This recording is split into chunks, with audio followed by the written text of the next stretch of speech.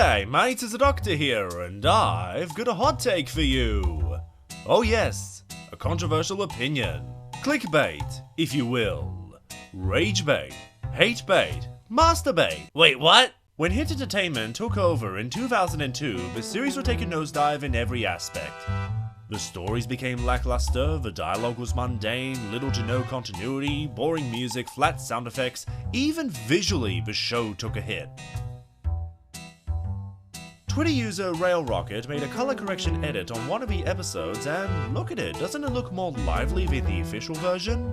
But what if I told you, this era, which many would call deplorable, did something better than the Railway series? Humph! That'll be the day. Well, not to stir up another riot, but this is the day. And once I show you the evidence, you will never see this series the same way again. When dealing with an ensemble cast, it is vital that each member has their own story.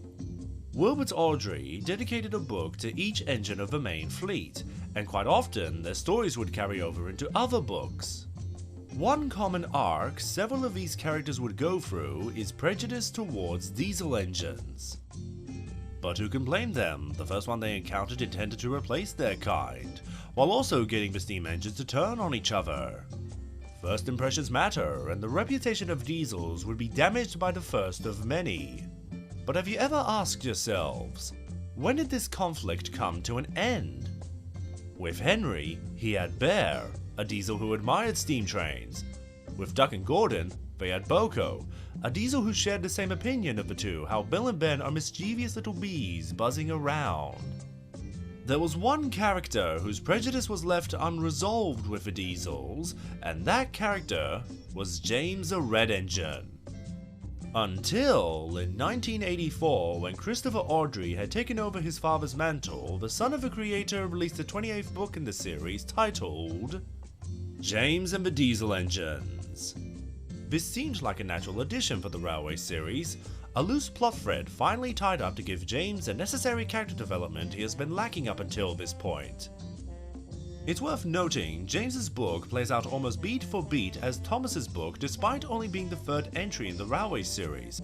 There was never an end goal with his character as the Reverend was rushed to finish James's book, so there wasn't enough time for him to plan a character arc for James. So, for Christopher to mend the character and to flesh him out like all the rest seemed like a wonderfully clever idea. Sadly, this book has been received as one of the worst entries in the entire series. How could this be? Why the negative reception? Well, let's take a look for ourselves. Chapter 1: Old Stuck-Up. Our story begins with Boko showing a new diesel around Sodor. He's disgusted to find out he would be sharing a shed with steam engines, and tells Boko directly in front of them, steam engines are outdated objects. The next day, he attempts to steal Boko and Bear's fuel supply for the journey home, only to slip on the tracks and crash through the shed wall. He is sent packing the next day, never to be seen again. Alright, we're already dealing with familiar territory here, as this story is nearly identical to the final chapter in the Stepney book, Bowled Out. Pompous Diesel arrives on Sodor, talks rudely about the steam engines in front of him, makes a fool of himself, and disappears as soon as he was introduced. Though whereas Bowled Out was the last chapter in the Stepney book, this one is the first, and to be fair, it sets up everything. Diesels are still rude, which reignites James's prejudice towards them. Not a great start, but it gets the job done. Also, for the sake of this video, we'll be using the word prejudice instead of the alternative, as YouTube prefers English speakers not to speak in their native language. Chapter 2: Cross Lines. James continues his vitriolic language towards the diesels, and it's getting to the point where the other engines are giving up trying to reason with him. Later, he is shunting some well wagons in a nearby yard until his train was ready. A signalman confuses James for another engine and accidentally sends him onto the wrong track, which causes James to crash as he was too busy sulking to pay attention. I see what's going on. James is acting like an old stuck-up himself and faces his comeuppance as a result. It's a nice parallel to the first story. The final page emphasizes the importance of a signal, and its loss was a massive inconvenience. Let's see what this leads to. Chapter 3. Fire Engine.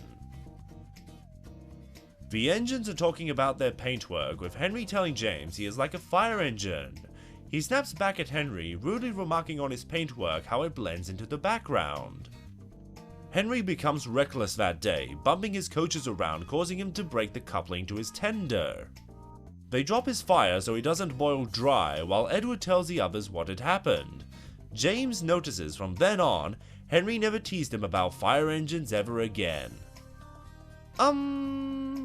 Did we step into a filler episode? What on earth does this have to do with the rest of the book? There's no mention of signals, or diesels, you know, the core focus of the book. How does this chapter build upon the first two? I'd like to say this is leftovers from Henry and the Express, except that book came out much later, and this story completely halts the progression of what is meant to be a pivotal moment in the series. You're losing me, Christopher. Chapter 4. Deep Freeze. Winter has arrived on Sodor, and James was taking on water when the fireman forgot to tell the driver to turn the tap off. The water overflows into James's tender, which didn't seem to concern James's crew until his ejector failed after they began their journey. James is worried if they dropped his fire then Henry would never let him down, so the fireman explains it will just damp his fire, which... how would you do that? I thought his ejector failed because there was a blockage in his pipes caused by frozen water. Whatever the case, a works diesel is called in to take James to be repaired. The book mentions James and the works diesel were chatting like old friends, and the book ends with James admitting diesels can be useful too. So, few questions. Why is the identity of a works diesel hidden from the reader? Why is it not any of the diesels established in Chapter 1? Why is it not another diesel we know, like Mavis, Stacey, Rusty, Salty? Oh wait, Salty wasn't in the Railway series. Weigh anchor, laddie! The final chapter is so vague in its writing, it comes across as lazy. With the other two diesels, we know what they said in their conversations with the other characters, giving us an understanding of their connection. But here, we have no idea what these two discussed. Was that the point of Fire Engine? Is that what they talked about? Is the purpose of this works diesel meant to be left up to audience interpretation? Trust me, that's a bad idea. I'm just baffled by the direction of this book. Really? This is how Christopher wanted to resolve James's character arc? Just... ugh! But you want to know the real kicker? You want to know the cherry on top of this oily cake?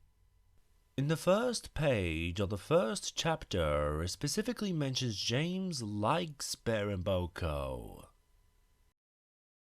So he's already aware not all diesels are bad? Why would you dedicate an entire book to James's character arc if you're going to resolve his arc on the first page? When did James take a liking to Bear and Boko? How did he warm up to not one but two diesels? Why does the very next chapter contradict this by stating James never liked diesels? This isn't Audrey written material, this is Miller written material! I can't believe this out of hand in the Railway series!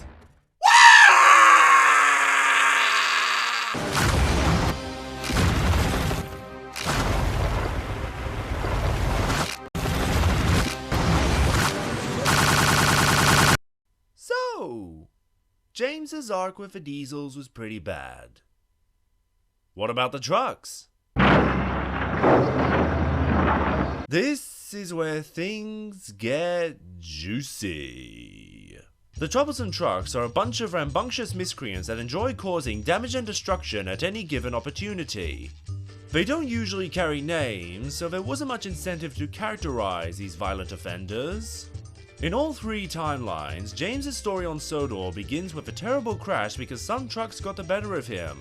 From there, he would be involved in plenty of incidents, so it's safe to presume he has as much trust in the trucks as the diesels. But one timeline expanded on this conflict better than all the rest. It might have been the model era, but it was not the classic era that explored this character arc in greater depth, and James's prejudice wouldn't be tested until the 5th episode of the 11th season, Hector the Horrid. The episode begins with Thomas the Tank Engine shunting trucks around in the yard, proving to everyone how good he was at the job. Suddenly, Bill and Ben rattle into the yard with a new truck biffing and bashing them around. Thomas questions why one truck needs 2 engines, with Ben explaining he doesn't like to be shunted, and Bill follows up by telling Thomas they call him Hector the Horrid. Interestingly, James is present in this scene, and takes notice how troublesome the new truck looks to be. After all, Bill and Ben handle trucks all the time, and now a new truck is giving both twins trouble? James has every right to be cautious about the new guy. Thomas boasts that trucks don't worry him, and he can biff Hector into place. It's worth mentioning, Hector the Horrid is a Thomas-centric episode, which was another problem with the Hit era, having Thomas hogging all the spotlight to himself, barely allowing other characters to shine through. But what is James's role in this story? We'll cross that bridge eventually. Thomas later meets Hector at another yard where Bill and Ben brought him, and is hesitant now, staring into the face of the largest truck he's ever seen. He proceeds to shunt him. Keep away!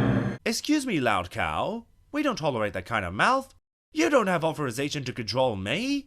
Only Sir Topham Hatt has the authority. Keep away! Thomas decides to fill up other trucks he felt comfortable in handling. All the while, Hector the Horrid was watching him.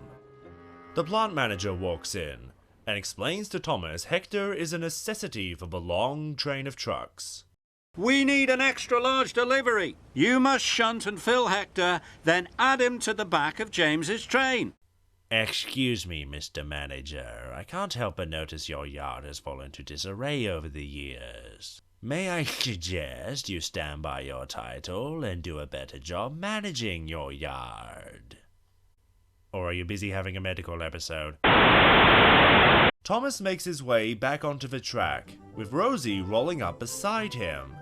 She's excited to help out Thomas at first, but unbeknown to the sweet, innocent, defenseless little engine, Hector opened his mouth and let out the biggest roar ever. This was the breaking point Thomas needed. A fight breaks out between Hector the Horrid and Thomas the Tank. He pops himself full of rage and tells the beast of a brute, "That's my missus you scared off, mate. I'm gonna belt your face in for that." Hector, committed to his repetitive tactics, believes that repeating the same offensive maneuvers will result in a different outcome. Get away from me! You, sir, have caused confusion and delay. You deserve a walloping, you wallaby!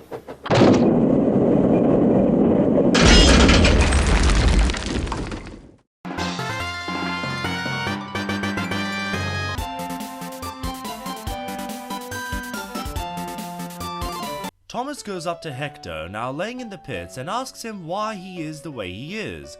To which we find out Hector is a sympathetic villain because he was scared to be filled up with coal. It's worth mentioning, this episode came out around the time we started seeing the rise in popularity of sympathetic villains, stories about evil we are meant to empathize with, understanding the reasons for their unreasonable actions. Like this episode that all came out around the early 2010s. Yes, I'm allowed to say that. I don't know about you, but I've gotten sick of this trope. I prefer unapologetic villains, the type of scum that have nothing redeeming to their name, and relish in their own cruelty they can inflict onto others. However, this was different for its time, and among other sympathetic villains in the series, I think Hector is one of the better ones. Thomas takes Hector to the coal hopper and proceeds to be filled up with coal himself, showing Hector there is nothing to worry about. Now the hopper car wants to try it out himself. The train is soon ready and just in time for James to come in and haul it away. Well done, Thomas! Notice James never questions how Thomas got Hector to behave. He quickly buffers up to his train and heads off.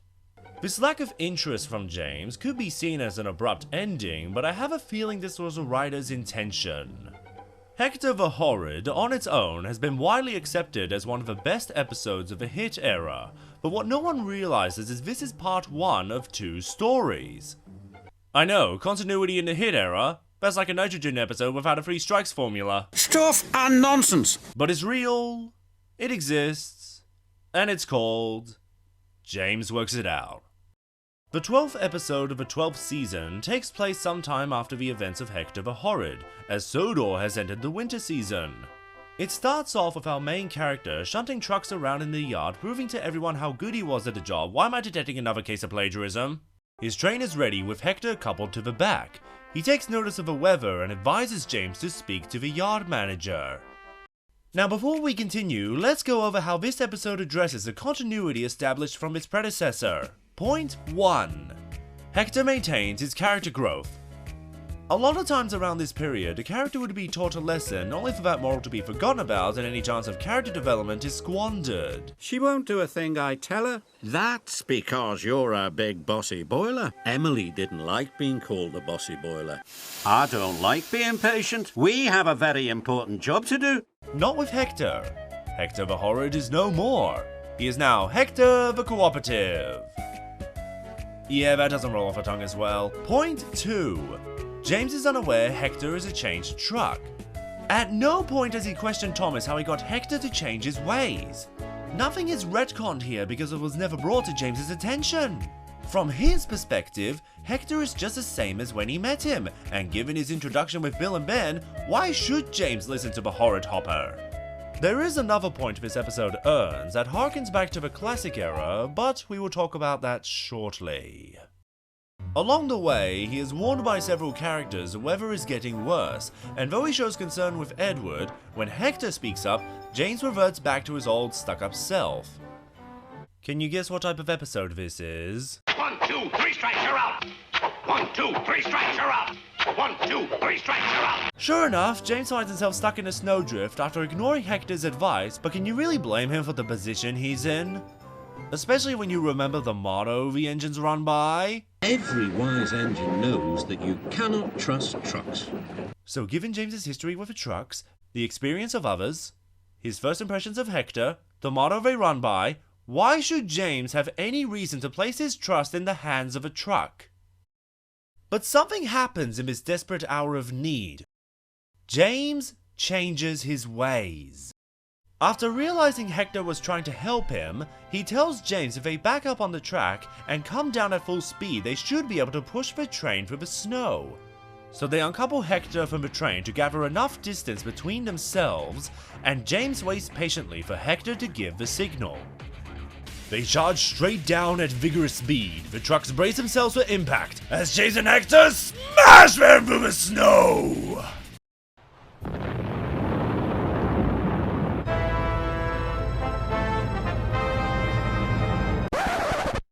Mr. Editor, I thought we warned you after Season 7 not to use archive footage.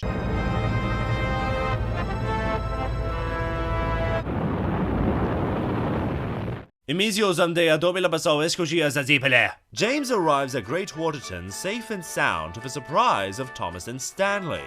To which the proud Red Engine replies, I wasn't worried. Hector helped me all the way. And that makes 3 people I trust now, the Vat Controller, Hector the Cooperative, and my smart red paint. Nobody is smarter than my smart red paint! James Works It Out achieved something very few episodes around this time did. It created an arc. Season 12 is often criticized for being a lackluster send-off of the model era, and while that remains mostly true, it provided character growth for one of the most popular characters of the series while maintaining its continuity for the rest of the series. James can still have trouble with the trucks, but as long as you can show which ones are good and which ones are bad, that is how you fight prejudice towards other groups of people. I am going to make a rational argument that I think you will find indisputable. Hector is Hit's best character. He serves a unique role as an insight to a newly built truck and as a character arc himself that is carried over to another episode. A truck who prefers to be useful instead of troublesome? What a great discovery! But bear in mind that this is nothing new. It's been under our nose this entire time, and yet nobody talks about it. I think it's because James works it out as a season 12 episode, and like all the rest, it comes with the same caveats. Uncanny blending of CGI and models, repetitive dialogue, and of course the obnoxious 3 strikes you're out formula. But even with those hindrances, holding the episode back as one of the greater episodes, can you honestly say it's any worse than the way Christopher handled James's story? The problem with Christopher's book, well, aside from the overall structure that's more wobbly than a 40-minute game of Jenga, the moral was delivered at the start of the story, which isn't what you typically do in traditional storytelling. Now, you might be typing in the comments, Doctor, aren't you giving this episode too much credit? Thomas goes through the same arc as James. This is just a repeat, like the Railway series. This is where context matters. In part 1 of this story, Thomas was willing to cooperate with Hector. It's him who was at fault, who had his own reasons that had nothing to do with Thomas. In part 2, James is the one at fault because he refused to listen to Hector's advice. Not because he's had run-ins with Hector personally, it's because Hector is a truck, and in James's mind, one truck is as good as another. Where I would like to end this is to get a conversation going about the Hector arc. Does this make the Hector arc the best part about the hit era? Is it up there with other fantastic arcs from the classic era? Whatever you think of this revelation, we can all agree on one thing. It's a better story arc than Henry and the Wishing Tree.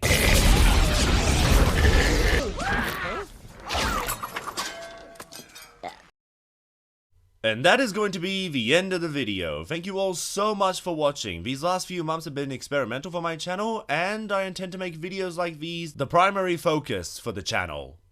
2024 is shaping to be the biggest year to date for the channel, so please like, share, subscribe if you want to see more content like this. And until next time, take care, mates.